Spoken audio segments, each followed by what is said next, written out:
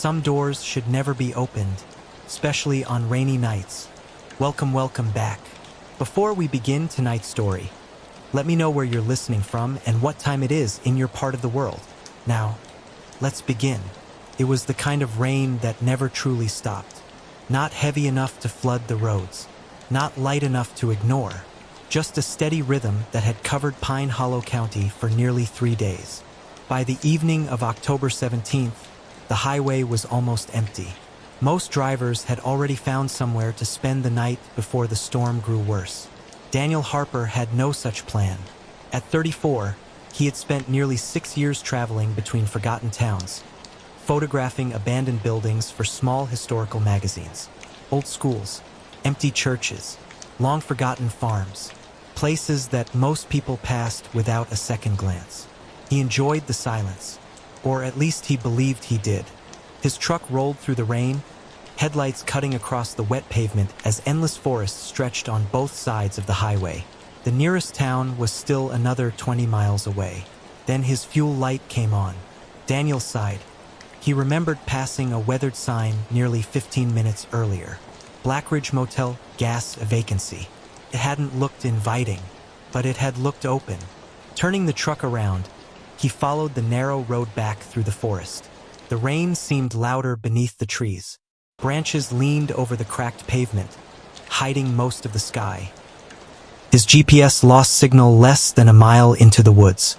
That wasn't unusual. What bothered him was how quiet everything else became. No birds, no insects, only the windshield wipers moving back and forth. After another few minutes, a faded neon sign appeared through the rain. Half the letters no longer worked. Black, IDGMOT. One weak light flickered near the office. Daniel parked beside 2 vehicles covered in layers of dirt that looked far too old to belong to current guests. The motel itself was strangely untouched. Old, but clean.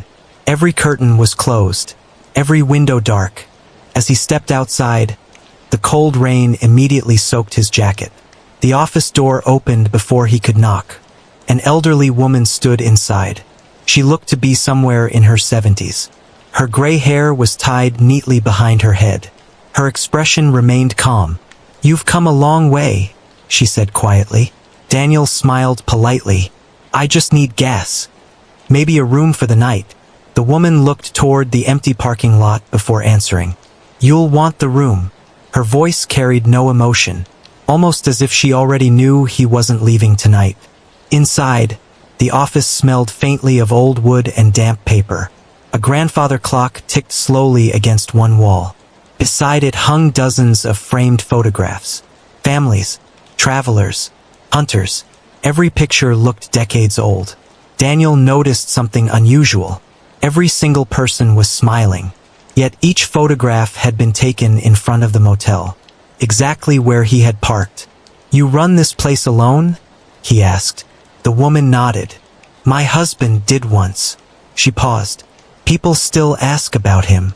Daniel waited for more. Nothing came. She slid an old brass key across the counter. "Room 7. No electronic key? We've never needed them." He paid in cash after discovering the card machine had no connection. As she handed him a small flashlight, she added one final sentence. "If you hear." The sound came again. 3 slow knocks. Not loud, not desperate, just patient. Daniel stood motionless in the rain, staring at the unmarked door. Every instinct told him someone was inside. Maybe another guest. Maybe someone who had heard him walking past. He took one careful step toward the porch.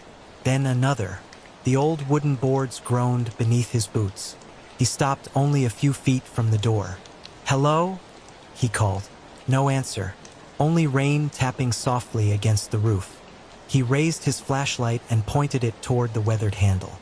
It was covered with dust. Not just a little. Enough to suggest the door hadn't been opened in months. Maybe years. Daniel frowned. Then 3 more knocks. This time they came from much lower. Almost as if whoever was inside had crouched near the floor. A cold sensation crept across the back of his neck. Without thinking, he reached for the handle. Locked. He knocked once himself. Nothing. No footsteps. No breathing, no movement, just silence. Finally, he stepped away. Whatever was happening could wait until morning. Room 7 sat only a few doors farther down. Unlike the rest of the motel, it looked recently cleaned. Fresh sheets, an old wooden dresser, a small television that only displayed static, a bedside lamp with a yellow shade. The room smelled faintly of cedar and old rain-soaked wood. Daniel locked the door behind him. He checked the windows, closed. He placed his camera and backpack beside the bed before looking outside. The rain blurred everything beyond the parking lot. Even the office had almost disappeared behind the curtain of water. For nearly an hour, he organized photographs from earlier that day. Old mills, collapsed barns, an abandoned train depot. The familiar routine slowly eased his nerves. Maybe the knocking had come from loose pipes. Old buildings made strange sounds. He had heard hundreds of them. Just after midnight, the lights flickered. Once, twice, then everything went dark. The only light came from distant flashes of lightning beyond the trees. Daniel reached for the flashlight the motel owner had given him. As the beam swept across the room, he noticed something strange. The bathroom door was open. He was certain he had left it closed. Slowly, he stepped closer. Nothing. An empty sink, a cracked mirror, a rust-stained bathtub. He let out a quiet breath. "You're just tired," he whispered. The power returned seconds later. Everything looked normal again. He laughed softly at himself. Then his phone vibrated. No signal, but somehow, a voice message notification appeared. No sender, no phone number, just a timestamp. 12:14 a.m. Curious, he pressed play. At first, only rain, then faint breathing. Very slow, very close to the microphone. After several seconds, a man's voice whispered only 4 words. "Don't answer the door." The recording ended. Daniel checked the file again. No contact information, no way to reply. He deleted it immediately, or at least, he thought he had. A few minutes later, unable to sleep, he walked toward the window. The parking lot remained empty, until lightning briefly illuminated the motel. For less than a second, he saw someone standing beside his truck. A tall figure wearing what looked like a dark raincoat, its face hidden beneath the hood. The next flash came only 2 seconds later. The figure was gone. Daniel grabbed his flashlight and opened the curtain wider. Nothing, just rain. He told himself it had been a tree, a shadow, anything except what he thought he'd seen. Then, a slow knock echoed through the room. Not from outside, from inside the closet. Daniel turned toward it. Another knock, then another. Very calm, very deliberate. And just beneath the sound, he could hear someone quietly whispering his name. He quietly walked to the window instead. Carefully pulling the curtain aside, he looked toward the porch. No one. The yellow porch light illuminated empty, rain-soaked pavement. He checked both directions. Nothing. The parking lot was deserted. Another knock, this time louder, coming from the front door. Daniel looked through the peephole. Only darkness. Not because someone was standing there, but because something had covered the outside of the peephole. His pulse quickened. He stepped back. For nearly a minute, there was no sound except the rain. Finally, curiosity overcame fear. He unlocked the door and pulled it open. The porch was empty. Cold rain drifted inside. No footprints, no movement, no figure disappearing into the darkness. Just before closing the door again, something caught his attention. Resting neatly against the wall was a leather-bound notebook. It hadn't been there earlier. Its cover was cracked with age. Across the front, faded letters read. Daniel didn't move. The whisper had been unmistakable. It hadn't echoed through the room. It had come from inside the closet. His flashlight trembled slightly as he pointed the beam toward the old wooden doors. Nothing, only silence. Another soft knock followed. 3 slow taps, exactly like the ones he'd heard from the unmarked room earlier that evening. He swallowed hard. "Who's there?" he asked. No answer. The room remained perfectly still. Then, just as he stepped closer, The closet door slowly drifted open on its own. The beam of his flashlight revealed neatly folded blankets, 2 empty hangers, and an old wooden shelf. Nothing else. Daniel let out a nervous laugh. The building was old. The hinges were probably loose. That had to be it. He reached forward and pushed the door shut. The moment it clicked closed, someone knocked on the room's front door. 3 slow knocks. Daniel froze. He remembered the motel owner's warning. If you hear someone knocking tonight, make sure you know who's standing outside before you open the door. Guest register. Daniel carried it inside. The first pages listed names dating back almost 40 years. Travelers, salesmen, hunters, families passing through. Most entries were ordinary. Quiet room, friendly owners. Storm kept us here another night. Excellent pie. But around the middle of the book, the handwriting changed. One page contained only a single sentence. Someone keeps knocking after midnight. The next guest had written, I opened the door. There was no one there.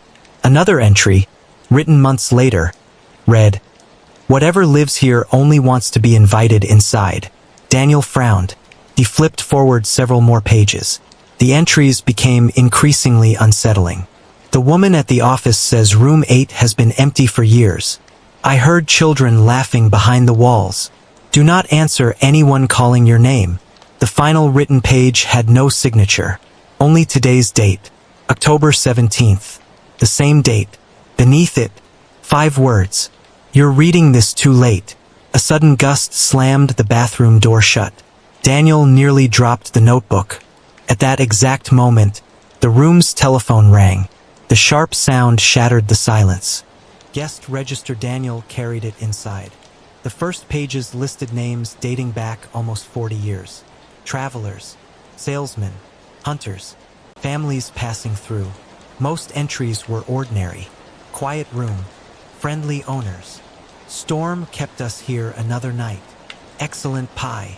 But around the middle of the book, the handwriting changed. One page contained only a single sentence. Someone keeps knocking after midnight. The next guest had written, I opened the door. There was no one there. Another entry, written months later, read, Whatever lives here only wants to be invited inside. Daniel frowned. He flipped forward several more pages. The entries became increasingly unsettling. The woman at the office says room 8 has been empty for years. I heard children laughing behind the walls. Do not answer anyone calling your name. The final written page had no signature. Only today's date, October 17th. The same date. Beneath it, 5 words. You're reading this too late. A sudden gust slammed the bathroom door shut. Daniel nearly dropped the notebook. At that exact moment, the room's telephone rang. The sharp sound shattered the silence. Daniel stepped back out into the rain, his flashlight searching the edge of the roof. Nothing. The footsteps had stopped as suddenly as they had begun. The only sound left was the steady rain falling through the pine trees. He stood there for nearly 30 seconds, waiting, listening. Then came another sound. A door opening somewhere behind him. He turned. The door to room 8, the room without a number, was slowly swinging inward. The porch light above it flickered weakly. Daniel was certain the door had been locked earlier. He stared at the narrow opening. A warm yellow light glowed from somewhere inside. It wasn't bright, just enough to illuminate the doorway. Against every instinct telling him to leave, Daniel crossed the parking lot. The closer he came, the quieter the rain seemed to become. By the time he reached the porch, it was as if the storm had vanished completely. He looked back. The rest of the motel still sat beneath heavy rain. Yet around room 8, everything was strangely silent. He pushed the door open. Inside was a small room nearly identical to his own. A bed, a dresser, a rocking chair beside the window. But unlike the other rooms, this one showed clear signs of being lived in. A cup of tea sat on a small table, the surface still warm. A lantern burned quietly in one corner. Someone had been here only moments before. Daniel slowly walked farther inside. The air smelled of damp paper and cedar. On the dresser rested a stack of old journals tied together with faded black ribbon. He opened the first one. The pages were filled with neat handwriting dating back more than 30 years. Most entries described travelers who had stayed at the motel. Their names, their room numbers, the weather. But every few pages, one name appeared again. Daniel Harper. His hands froze. The first entry beside his name was dated nearly 20 years before he had ever visited Pine Hollow County. Daniel Harper arrives after heavy rain. Another page. Daniel hears knocking but refuses to answer. Another. Daniel enters room 8. His breathing became shallow. It wasn't possible. The notebook described events that had happened only hours earlier, word for word, as if someone had been writing his story long before he lived it. He quickly turned to the final pages. Most were blank, except for one unfinished sentence. At dawn, Daniel finally discovers nothing else. The page ended there. A sharp creak echoed behind him. The rocking chair was moving, very slowly, back and forth, back and forth. No wind entered the room, no open windows, yet the chair continued rocking with perfect rhythm. Daniel backed toward the door. Then he noticed something hanging beside it, an old framed photograph. His flashlight beam settled on the faded image. His heart nearly stopped. The photograph showed 6 travelers standing outside the motel. 5 of them wore clothing from different decades. One looked like a soldier from the 1940s. Another wore a suit that belonged somewhere in the 1970s. But the man standing at the far right was Daniel. The same jacket, the same camera hanging from his shoulder, even the small scar beneath his chin. The photograph looked decades old. Its edges had already begun turning yellow. Someone had written across the bottom in faded ink, "Guests who never truly left." A loud crack of thunder shook the building. The lantern went out. Complete darkness swallowed the room. Daniel switched on his flashlight. The beam flickered once, twice, then died completely. He stood frozen, unable to see even his own hands. Then, somewhere only a few feet away, a calm male voice spoke through the darkness. "You should have kept driving." Daniel couldn't move. The voice continued. "I heard the knocking too." Another voice answered from somewhere deeper inside the room. Then another, and another. Men, women, children, all speaking quietly, as though holding an ordinary conversation. Yet none of the words made sense. The whispers overlapped until they became impossible to separate. Daniel covered his ears. The voices didn't grow louder. Instead, they grew closer. One final whisper reached him from directly behind his shoulder. "You've been here before." The flashlight suddenly came back to life. The room was empty. The rocking chair had stopped. The journals were gone. Only the rain remained. And outside, through the open doorway, Daniel saw the elderly motel owner standing perfectly still in the parking lot. She slowly raised one hand and pointed toward the forest beyond the motel. Without speaking a single word, men, women, children, all speaking quietly, as though holding an ordinary conversation. Yet none of the words made sense. The whispers overlapped until they became impossible to separate. Daniel covered his ears. The voices didn't grow louder. Instead, they grew closer. One final whisper reached him from directly behind his shoulder. "You've been here before." The flashlight suddenly came back to life. The room was empty. The rocking chair had stopped. The journals were gone. Only the rain remained. And outside, through the open doorway, Daniel saw the elderly motel owner standing perfectly still in the parking lot. She slowly raised one hand and pointed toward the forest beyond the motel. Without speaking a single word, the same porch lights, the same office, the same rain. On the back, written in faded ink, were the words, "Some travelers arrive by chance. Others return because they were never meant to leave." He searched the desk and found one final journal wrapped in oilcloth. Unlike the others, its pages were almost untouched. Only the first page contained writing. "If you are reading this, the road has already chosen another traveler. Do not stay to learn why.